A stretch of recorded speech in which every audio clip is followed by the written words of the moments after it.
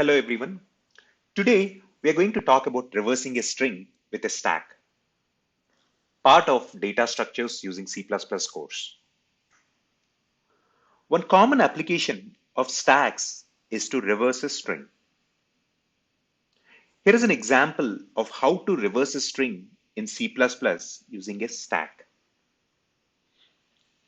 In this example, the input string is read from the user using standard getLine function.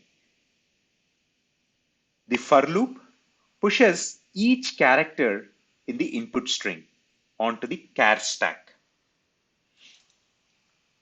After all the characters have been pushed onto the stack, the while loop pops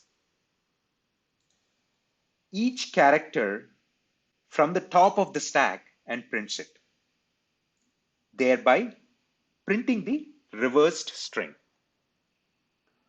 Hope this was helpful. Thank you for watching.